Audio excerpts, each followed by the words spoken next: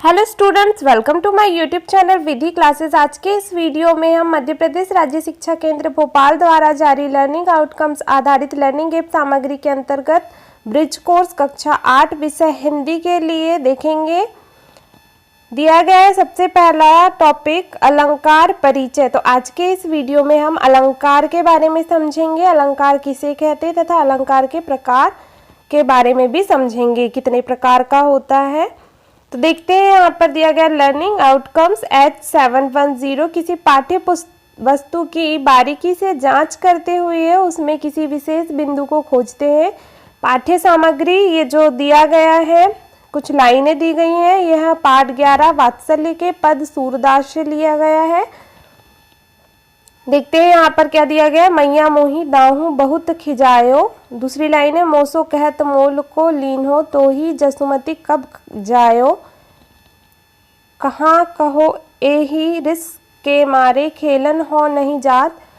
फिर चौथी लाइन है पुनी पुनी कहत कौन है माता को है तुमरो तात। पांचवी लाइन दी गई है गोरे नंद यशोदा गोरी तुम कत श्याम शरीर। छठवीं है तारी दे दे हसत ग्वाल शब सीखे देत बलवीर। तो देखा हमने ये वात्सल्य के पद सूरदास के द्वारा दिए गए हैं, तो इन्हें पढ़ा है।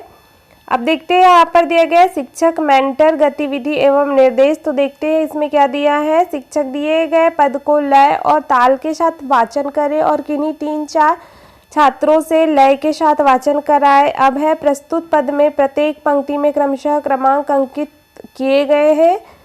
पद की प्रथम पंक्ति में रेखांकित शब्दों के प्रारंभ में किस वर्ण की आवृत्ति है, तो किस वर्ण की है, म वर्ण की है। इसी प्रकार से द्वितीय पंक्ति में म वर्ण की ही होगी, तृतीय पंक्ति में क वर्ण की, चतुर्थ पंक्ति में रेखांकित शब्दों के अंत में किस वर्ण की है, तो रेखांकित जो शब्द है चतुर्थ इसमें तो क्या हो जाएगा माता। तात में त वर्ण की और चौथी और छठवीं पंक्ति में 2 बार कौन से शब्द युग्म प्रयुक्त हुए हैं, तो पुनि पुनि और दै दै। इस प्रकार अन्य वर्ण पुनरावृत्ति की भी पहचान कराएं। फिर है शिक्षक अब छात्रों का ध्यान आकर्षित करे। तो देखिए यहाँ पर अलंकार के बारे में दिया गया है। यहाँ प्रस्तुत पद में वर्णों की आवृत्ति से पद की शोभा बढ़ गई है। इस प्रकार काव्य की शोभा बढ़ाने वाले तत्व अलंकार कहलाते थे। अलंकार की डेफिनेशन है कि काव्य की शोभा बढ़ाने वाले तत्व को अलंकार कहते हैं। वास्तव में अलंकार कविता के सौंदर्य को बढ़ाने वाले तत्व है। जिस प्रकार आभूषण पहनने से शरीर की शोभा बढ़ जाती है, उसी प्रकार अलंकार से कविता की शोभा बढ़ जाती है। तभी कहा जाता है कि अलंकरोति इति अलंकारः। क्या कहा जाता है, अलंकरोति इति अलंकारः, अर्थात जो शोभा करता है वही क्या है, अलंकार है। इसी प्रकार उदाहरण देकर अलंकार के भेद शब्दालंकार और अर्थालंकार समझाइए। ये वर्क है, तो शिक्षक द्वारा छात्रों को बताया जाएगा। फिर है अगला शिक्षक या मेंटर के लिए निर्देश है गतिविधि और अभ्यास। तो यहाँ पर दिशा निर्देश के अनुसार अभ्यास करवाएंगे शिक्षक। फिर है वर्कशीट नंबर 1, इसे हल करते हैं, इसके उत्तर खोजते हैं। रिक्त स्थानों की पूर्ति कीजिए। देखिए पहला दिया गया है काव्य की शोभा बढ़ाने वाले तत्व क्या कहलाते हैं, अलंकार कहलाते हैं। फिर अगला है अलंकार का अर्थ। तो अलंकार का अर्थ होता है काव्य की शोभा बढ़ाना। फिर है अगला अलंकरोति इति अलंकार। फिर है अलंकार के 2 प्रकार कौन कौन से, शब्दालंकार और अर्थालंकार है। अब अगला है सेकंड नंबर का चारूचंद की चंचल किरणें खेल रही थी जलथल में। तो ये लाइन दी गई है। शब्दों के प्रारंभ पंक्ति में किस वर्ण की आवृत्ति है, तो प्रारंभिक पद में जो है च वर्ण की आवृत्ति हुई है। जैसे चारूचंद की चंचल किरणें, पंक्ति में च वर्ण की आवृत्ति हुई है। फिर अगला है चौथा प्रश्न काली घटा का घमंड घटा कविता में कौन सा शब्द 2 बार आया है। तो देखिए यहाँ पर घटा घटा घटा ये एक और ये 2 बार आया है। तो काली घटा का घमंड घटा में घटा शब्द 2 बार आया है, ये आंसर हो जाएगा। फिर अलग नेक्स्ट है कनक कनकते 100 गुनी मादकता अधिकाय पंक्ति में कौन सा शब्द 2 बार प्रयुक्त हुआ है, तो कनक कनक कनक कनक जो है वह 2 बार शब्द यूज हुआ है। इसके बाद अगला देखेंगे ब, रहीमन पानी राखिए बिन पानी सब सून, पानी गए न उबरे मोती मानस चून। दोहे में रेखांकित शब्द का अर्थ मोती मानस और चून के लिए क्रमशः किस अर्थ में प्रयोग हुआ है। देखिए रहीम का ये दोहा है, तो इसमें मोती के लिए जो मोती का अर्थ है वह चमक या आब से है, मानस के लिए मान या सम्मान और चून के लिए अस्तित्व। ये मीनिंग है, अर्थ है। अब देखेंगे अगला, पीपर पात सरीस मंडोला का क्या अर्थ है। तो इसका अर्थ है पीपल के पत्ते के समान हमारा मन होता है जो इधर उधर हिलता डोलता रहता है। ये अर्थ हो जाएगा इसका, इस पंक्ति का। फिर अगला देखेंगे, यहाँ दिया गया है शिक्षक मेंटर निर्देश, शिक्षक छात्रों से चर्चा करते हुए निर्देश में कहें। क्या है यहाँ पर दिया गया है कुछ, तो देखते हैं।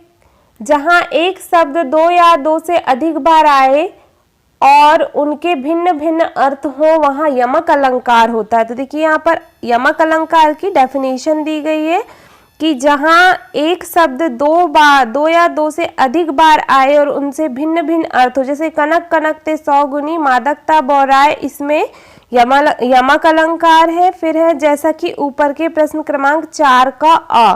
देखिए प्रश्न क्रमांक, देखिए चौथे का अ, काली घटा का घमंड घटा, इसमें जो है यमक अलंकार होगा इस पंक्ति में। फिर अगला दिया गया है, जहाँ एक ही शब्द का प्रकरण के अनुसार भिन्न भिन्न अर्थ निकले वहाँ श्लेष्म अलंकार होता है। श्लेष्म का अर्थ है चिपका हुआ, यहाँ शब्द में अर्थ छिपे रहते हैं, जैसा कि प्रश्न क्रमांक 4 का बा। प्रश्न क्रमांक 4 का बा जो दिया गया है, इसमें रहीमन पानी राखिए बिन पानी सब सून, पानी गए न उबरे मोती मानस चून। इसमें पानी शब्द जो है वह 3 बार यूज हुआ है, लेकिन तीनों ही बार इस पानी शब्द का अलग अलग अर्थ है। तो ये डेफिनेशन के अकॉर्डिंग याला उदाहरण आ जाएगा श्लेष्म अलंकार का। फिर अगला देखते हैं श्लेष अलंकार का। अब देखते हैं अगला, 2 वस्तुओं में भिन्नता रहते हुए भी अनेक रूप गुण आदि में समानता बताई जाए तब उपमा अलंकार होता है। जैसे कि प्रश्न क्रमांक 4 का सा हो जाएगा। तो 4 का सा, पीपर पात सरीस मंडोला, ये जो हो जाएगा इसका उदाहरण हो जाएगा उपमा अलंकार का। इसी प्रकार से अब वर्कशीट हल करते हैं। बड़े बढ़ाई ना करे बड़े न बोले बोल, हीरा मुख से कब कहे लाख टका मेरा मोल।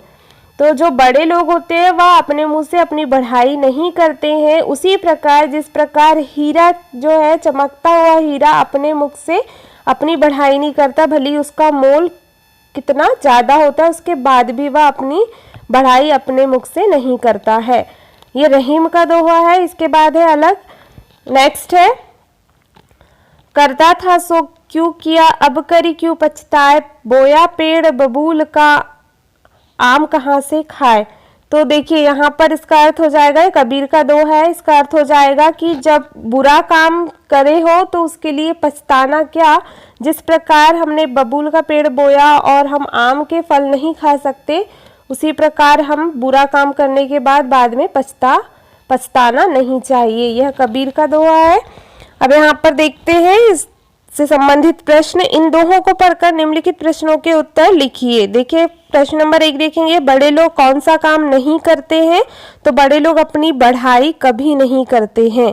फिर है अगला प्रश्न, कौन अपना मूल्य स्वयं कभी नहीं बताता। तो देखिए हीरा अपना मूल्य स्वयं कभी नहीं बताता है। फिर है तीसरा प्रश्न, रहीम जी के दोहे में शब्दों के प्रारंभ में किन वर्णों की आवृत्ति 2 या 2 से अधिक बार हुई है। तो बा वर्ण की, मा वर्ण की और क वर्ण की आवृत्ति 2 या 2 से अधिक बार हुई है। फिर अगला प्रश्न है, कबीर के अनुसार बबूल का पेड़ बोने से क्या खाने को नहीं मिल सकता। तो बबूल का पेड़ जो है बोने से आम खाने नहीं मिल सकते, आम का फल खाने के लिए नहीं मिल सकते। इसी प्रकार अगला प्रश्न देखते हैं, कोई व्यक्ति कब पछताता है बुरे कर्म करने के पश्चात। फिर अगला प्रश्न है, कबीर के दोहे की प्रथम पंक्ति में किस वर्ण की आवृत्ति है। तो क वर्ण की है। फिर है 7वां प्रश्न, कबीर के दोहे की दूसरी पंक्ति में किस वर्ण की आवृत्ति है? तो ब वर्ण की है। नेक्स्ट क्वेश्चन है क्वेश्चन नंबर 8, कविता में शब्दों के प्रारंभ या अंत में एक ही वर्ण की आवृत्ति का क्या प्रभाव पड़ता है? तो कविता में शब्दों के प्रारंभ या अंत में एक ही वर्ण की आवृत्ति से कविता लयबद्ध हो जाती है, लयबद्ध लगती है। अब देखेंगे अगला प्रश्न नंबर 9, इन दोहों में कौन सा अलंकार है? तो देखिए जो दो दोहे दिए गए हैं ऊपर पे, बड़े बढ़ाई ना करे वाला, और एक है करता था सो क्यों किया, अब करी क्यों पछताए। इन दोनों जो दोहे दिए गए हैं इनमें उपमा अलंकार है।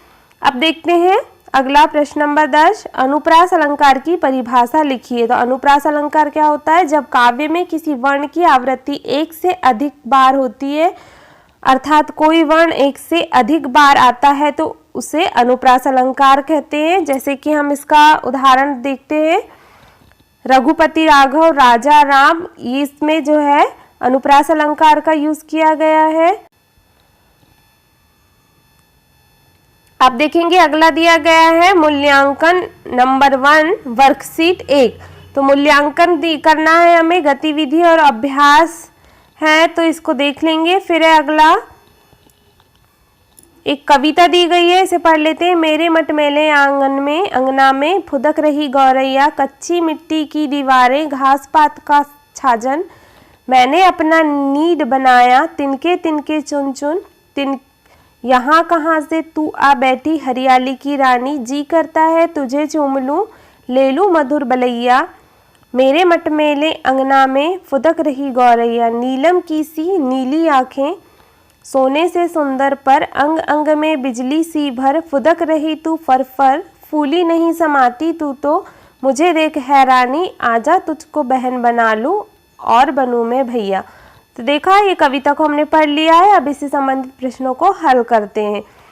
प्रश्न नंबर 1 है, कविता में कवि ने किस पक्षी का वर्णन किया है? तो गौरैया का वर्णन किया गया है। अब अगला प्रश्न देखेंगे, प्रश्न नंबर 2, कवि ने गौरैया की आंखों की तुलना किससे की है? तो किससे की है? नीलम की सी नीली आंखें। फिर है अगला प्रश्न, प्रश्न नंबर 3, उसके पंखों की तुलना किससे की है? तो सोने से की गई है। तो देखिए यहाँ पर लिखा है सोने से सुंदर पर मतलब होता है पंख। अब अगला देखेंगे प्रश्न नंबर 4, हम तुलना किसी से किसी की क्यों करते हैं? तो किसी से किसी की तुलना क्यों की जाती है? ताकि उनके बीच की समानता व असमानता स्पष्ट कर सकें। अब देखेंगे अगला प्रश्न नंबर 5, तुलना करने वाले अलंकार को क्या कहते हैं? तो तुलना करने वाले अलंकार को उपमा अलंकार कहते हैं।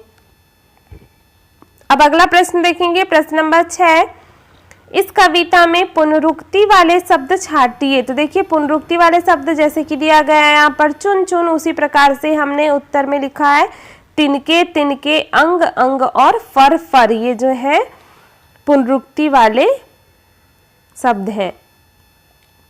अब देखेंगे अगला प्रश्न नंबर 7, यहाँ तुलना के लिए सी से शब्द आए हैं, उन अंशों को लिखिए।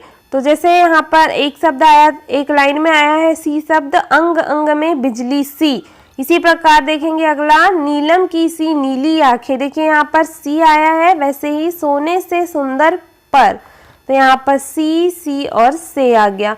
अब अगला प्रश्न नंबर 8, सी और से शब्द को यहाँ किस अर्थ में प्रयोग किया है? तो सी शब्द को तुलना करने के लिए नीलम की सी नीली आंखें, तो आंखों की तुलना नीलम से की गई है।